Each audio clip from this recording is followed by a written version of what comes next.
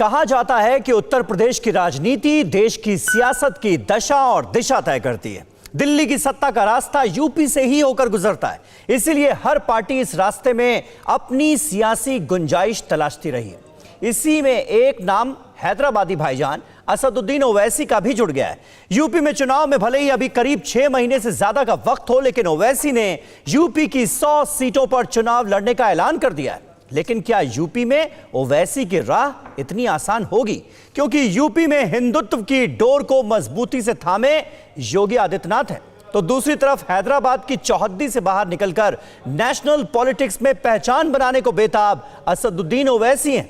सवाल यह है कि 2020 में यूपी के चुनाव में कौन किसे चुनौती देगा? क्या यूपी के 20% मुसलमान वोटर ओवैसी को कबूल करेंगे? 2022 में उत्तर प्रदेश की चुनावी राजनीति के हर पहलू को सामने रखती यह सुपर एक्सक्लूसिव रिपोर्ट देखिए।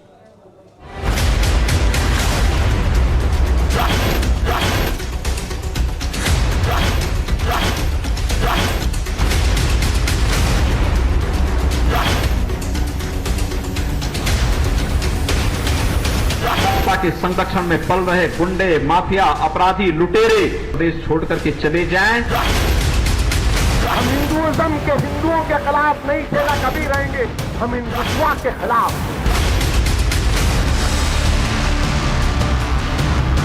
कौन मौलाना हैदराबाद से बोलता है, कौन कहां से बोलता है, इसमें बहुत चिंता मत करिए। यकीनन मैं अपनी जबान को लगाम नहीं दे सकता, मैं गुल्ला बोल रहा हूं। ओबीसी को यहां से वैसे ही भागना पड़ेगा जैसे हैदराबाद से निजाम को भागने के लिए मजबूर होना पड़ा था। हम लोग इस मुल्क में मुसलमान आबादी क्या है, कितनों को भगाएंगे आप? योगी का वार, ओबीसी का पलटवार, फिर एक बार ओबीसी को यहां से वैसे ही भागना पड़ेगा जैसे हैदराबाद से निजाम को भागने के लिए मजबूर होना पड़ा था। 2022 विशेष भाईजान का मिशन उत्तर प्रदेश। एक तरफ भगवाधारी योगी तो दूसरी ओर हैदराबादी भाईजान। कौन मौलाना हैदराबाद से बोलता है, कौन कहां से बोलता है, इसमें बहुत चिंता मत करिए। यकीनन मैं अपनी जबान को लगाम नहीं दे सकता, मैं गुल्ला बोल रहा हूं। तीखे वार होंगे, तकरार होगी, बार बार होगी। ओबीसी को यहां से वैसे ही भागना पड़ेगा जैसे हैदराबाद से निजाम को भागने के लिए मजबूर होना पड़ा था। सुनो, उत्तर प्रदेश के चीफ मिनिस्टर हमारे अब्बा आदम अलैहिस्सलाम जब जन्नत से निकलकर दुनिया में पहला कदम रखे तो हिंदुस्तान में रखे। ये हिंदुस्तान मेरे बाप का मुल्क है, कोई नहीं निकाल सकता मुझे। फर्क इतना होगा कि इस बार भाईजान की मजहबी तकरीरों का सेंटर चार मीनार का अहाता नहीं, बल्कि देश का सबसे बड़ा सियासी सूबा उत्तर प्रदेश होगा।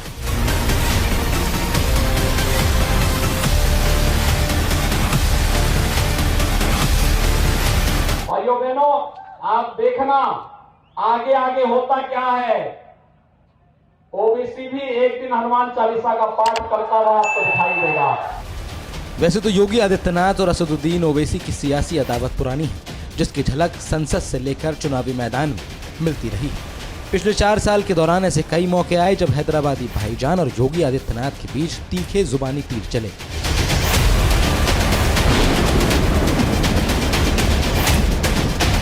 कौन मौलाना हैदराबाद से बोलता है, कौन कहां से बोलता है, इसमें बहुत चिंता मत करिए, क्योंकि बकरे की अम्मा कब तक खैर मनाएगी आप देखते रहिए। बस बहुत दिन चलेगा नहीं ये। उन सबको मालूम है कि आने वाला समय और आने वाला दिशा क्या होने जा रही है। यह हिंदुत्व की सदी है और हिंदुत्व की सदी केवल भारत की नहीं, दुनिया की सदी होगी। पूरी दुनिया के अंदर हिंदुत्व का झंडा एक बार पुनः मजबूती के साथ भगवा झंडा दुनिया के अंदर कोने कोने में लहराएगा।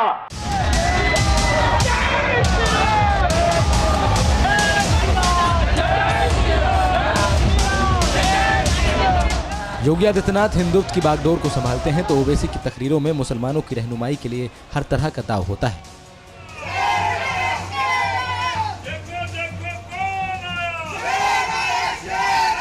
मुसलमानों उठो, अब दुनिया को मालूम होगा कि हमारे आंसुओं की कीमत क्या है। वोट इस्तेमाल करो, वोट इस्तेमाल करो, पतंग के निशान पर वोट डालो। बताना पड़ेगा इन दुनिया वालों को, बताना पड़ेगा इन दुनिया वालों को। यही वो अंदाज है, ऐसे ही तो अल्फाज हैं जिनकी बदौलत ओवैसी खानदान की सियासत हैदराबाद के हुसैन सागर के किनारों पर बुलंद होती रही है। यही तो होता है अक्सर, हिंदुस्तान के मुसलमानों की एक मुश्त ठेकेदारी के मुगालते में रहने वाले ओवैसी खानदान के चश्मो चिराग असदुद्दीन ओवैसी सियासी जलसा जमाते हैं।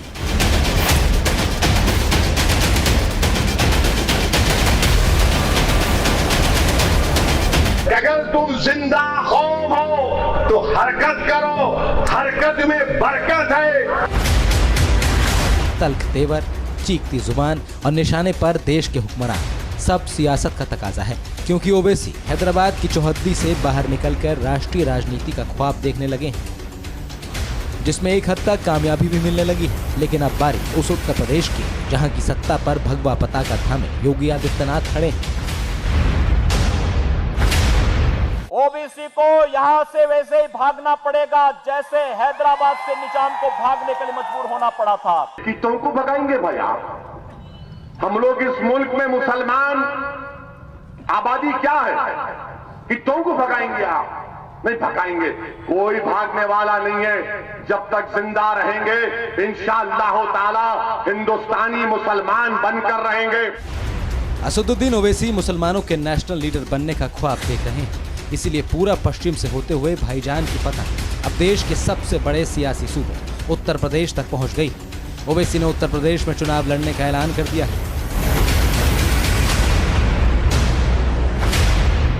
ओवैसी की पार्टी AIMIM यूपी में 100 सीटों पर चुनाव लड़ेगी। AIMIM ने यूपी के लिए कैंडिडेट चुनने की प्रक्रिया भी शुरू कर दी है। असदुद्दीन ओवैसी ने खुद ट्वीट कर यह ऐलान कर दिया।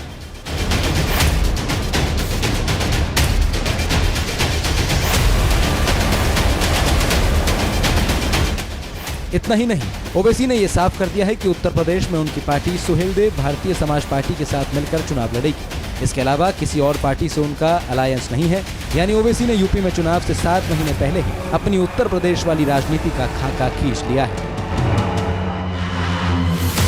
पुराने हैदराबाद की सियासत में ओवैसी खानदान की धमक पिछले 8 दशकों से रही है, लेकिन लाख कोशिशें करने के बावजूद इनकी सियासत पूरे देश में परवान नहीं चढ़ पाई। हालांकि पिछले 1 दशक से ओवैसी देश के कई राज्यों में एंट्री कर चुके हैं, लेकिन सवाल यह है कि उत्तर प्रदेश में बड़ी सीटों पर चुनाव लड़ने का असली मकसद क्या है? पूरे भारत की पार्लियामेंट में कितने MP है? 542।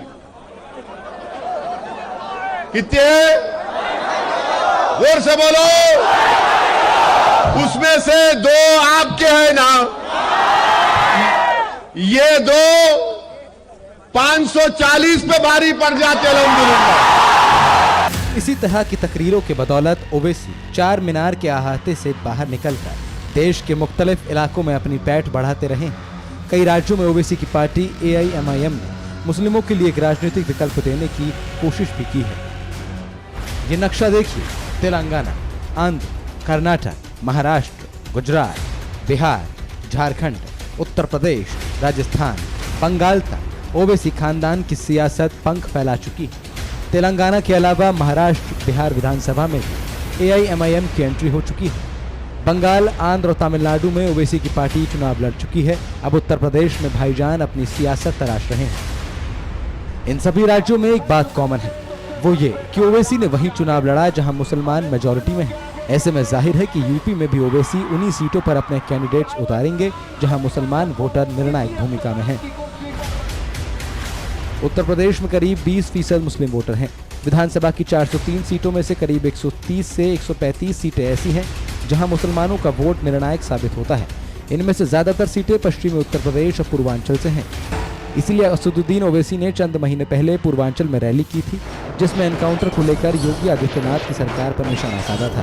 जब से बीजेपी की सरकार बनी 2017 से 2020 के दरमियान में 6,775 एनकाउंटर हुए, 6,475 एनकाउंटर हुए, जिसमें से मरने वालों की तादाद 37% मुसलमानों की 37% मुसलमानों की थी और उत्तर प्रदेश में मुसलमानों की आबादी पॉपुलेशन का परसेंटेज 18 या 19% के दरमियान में है।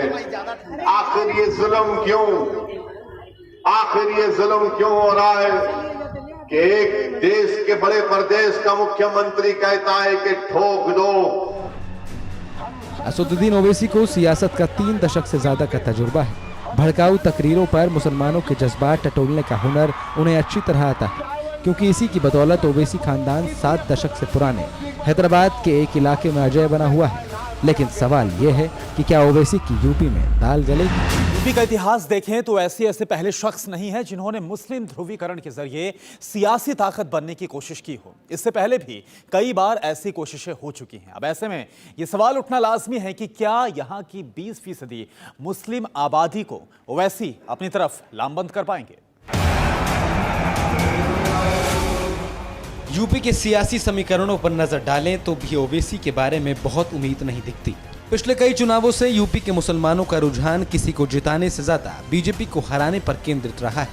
इसके अलावा यूपी में समाजवादी पार्टी और बीएसपी 2 ऐसे बड़े दल हैं जिनके एजेंडे में भी मुसलमान हैं। इस बार कांग्रेस और आम आदमी पार्टी ने भी मुसलमान मतदाताओं को साधने की अभी से तैयारियां कर ली हैं। हालांकि TV9 भारतवर्ष के साथ एक्सक्लूसिव बातचीत में ओवैसी ने क्या कहा, खुद सुनिए।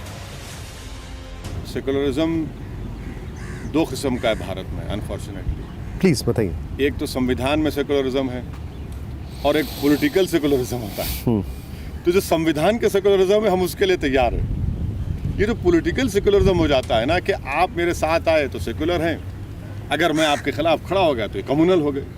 तो हमको बड़ा हमारी लड़ाई इस पॉलिटिकल सेकुलरिज्म के खिलाफ है। तो ये तो चलता रहेगा, बट अलायंस किससे होगा देखिए, थोड़ा टाइम दीजिए, मालूम हो जाएगा। अगर कोई कम्युनिटी कंसिस्टेंटली बीजेपी को अपोज कर रही है जनसंघ के ज़माने से, और कोई कम्युनिटी का सबसे ज़्यादा नुकसान भी हुआ है इस अपोजिशन की वजह से, चाहे वो राइट्स में हो या स्ट्रक्चरल जो एम्पावरमेंट डिसएम्पावरमेंट करने के लिए काम किया गया, तो यही कम्युनिटी का हुआ है, दलित और मुसलमान का, आदिवासियों का। तो अब ये तो इन तमाम लोगों को सोचना चाहिए ना, मुझसे सवाल करने से जवाब क्या। ओवैसी को भले ही यूपी में कामयाबी का भरोसा हो, लेकिन इस बात का एहसास उन्हें भी बखूबी है कि सिर्फ भड़काऊ भाषणों की बदौलत यूपी की राजनीति में पैठ जमाना आसान नहीं होगा। इसीलिए ओवैसी इन दिनों अपनी तकरीरों में मुसलमानों के साथ दलितों का जिक्र करना नहीं भूलते।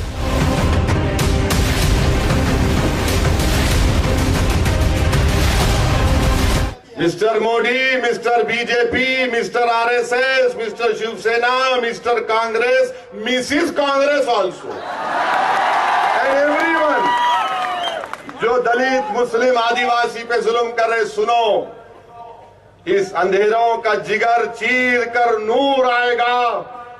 तुम हो फिरौन तो मूसा भी जरूर आएगा। अभी बीच में नहीं बोलना, ए बंद करो। एक आदमी बोले बात से बीच में नहीं बोलना। पहले मेरे को नोटिस दिया, तुमको भी दे देंगे। ओवैसी जानते हैं कि अकेले मुसलमानों के वोट से यूपी में सियासी मंजिल नहीं पाई जा सकती, इसलिए MD यानी मुस्लिम दलित फॉर्मूले पर नजर है। वैसे मुस्लिमों और दलितों को जोड़ने की कवायद ओवैसी ने गुजरात निकाय चुनाव में भी की थी, जिसमें उन्हें थोड़ी बहुत कामयाबी भी मिली।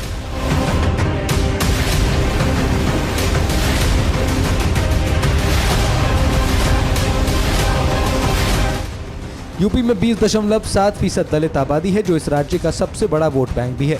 85 सीटें अनुसूचित जाति के लिए रिजर्व हैं। इन सीटों पर दलित निर्णायक भूमिका में है। दलितों को बीएसपी का वोट बैंक माना जाता है, लेकिन पिछले 3 से 4 साल में ये वोट बैंक बीएसपी से छिटकता हुआ दिखा है। 2017 के चुनाव में बीजेपी ने एससी के लिए रिजर्व 85 में से 69 सीटों पर जीत हासिल की थी। बीजेपी को 39.8% वोट मिले, वहीं समाजवादी पार्टी को 7 और बीएसपी महज 2 सीटें ही जीत पाई थी। इसीलिए कयास लगाए जा रहे थे कि दलित वोटों को साधने के लिए ओवैसी की पार्टी बीएसपी से गठजोड़ कर सकती है, लेकिन मायावती ने इसे पूरी तरह खारिज कर दिया। तो असदुद्दीन ओवैसी ने भी ये साफ कर दिया है कि उनकी पार्टी की बातचीत ओपी राजभर की पार्टी सुहेलदेव भारतीय समाज पार्टी को छोड़कर किसी भी दूसरी पार्टी के साथ नहीं हो रही है। ओवैसी ने कहा कि AIMIM यूपी विधानसभा चुनाव ओपी राजभर के साथ भागीदारी संकल्प मोर्चा बनाकर लड़ेगी। दिसंबर 2019 में ओम प्रकाश राजभर ने भागीदारी संकल्प मोर्चा गठन किया था। तब इसमें 5 दल शामिल थे। इस वक्त इसमें 8 दल शामिल हैं। हालांकि बड़ी बात यह है कि कोई बड़ा दल इसमें शामिल नहीं है। ऐसे में सवाल यह खड़ा होता है कि ओवैसी की राहें उत्तर प्रदेश में कितनी आसान होंगी। बिल्कुल आसान नहीं है, क्योंकि यूपी में 4 साल से योगी आदित्यनाथ मुख्यमंत्री हैं, जिन्होंने 4 साल के कार्यकाल में सूबे को दंगा मुक्त रखने के साथ साथ यूपी को बीमारू रूप से निकालकर आधुनिक प्रदेश बनाने की कामयाब कोशिश की है। इतना ही नहीं, कोरोना काल में जिस मुस्तैदी के साथ योगी आदित्यनाथ निपटे हैं वो एक मिसाल बन गया है। इसीलिए बीजेपी को एक बार फिर सत्ता में वापसी का भरोसा है। साथ साथ थे, साथ साथ हैं और साथ साथ रहेंगे। और कोई भी दीवार खड़ी करने की कोशिश करेगा दीवार को ढा देंगे। और बाकी आला कमान तय करेगा आगे का जो होगा 2022 मैंने कहा ना, हम साथ थे, साथ हैं, साथ रहेंगे। कोई सवाल ढा देंगे जो भी रास्ते में जो कोई दीवार खड़ी करेगा उसको ढा देंगे। और बाकी आला कमान तय करेगा 2022 में हम 300 से ज्यादा फिर सीटें जीतेंगे, भाजपा की सरकार बनाएंगे।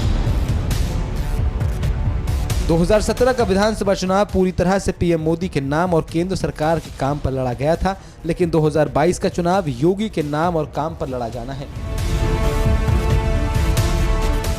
ऐसे में योगी आदित्यनाथ के सामने चुनौतियां भी हैं। रही बात असदुद्दीन ओवैसी की, तो मुसलमानों का भरोसा जीतना पहली चुनौती है। हमारा तो अभी तक हम तो राजभर साहब के साथ हैं भागीदारी संकल्प मोर्चा के तहत, और हमारे पार्टी के यूपी के प्रेसिडेंट ने इस बात का ऐलान भी किया कि हम एमआईएम पार्टी आने वाले 2022 के असेंबली चुनाव में हम 100 असेंबली सीट पर इंतखाबात में हिस्सा लेंगे। लेकिन अभी चुनाव में 6 महीने से भी ज्यादा का वक्त बाकी है। ऐसे में वोटर किस करवट बैठता है कहना मुश्किल है, लेकिन इतना तो कहा ही जा सकता है कि 2022 का चुनाव यूपी में बेहद दिलचस्प होने वाला है। फिक्र आपकी, सोमवार से शुक्रवार रात 9 बजे सिर्फ TV9 भारतवर्ष पर।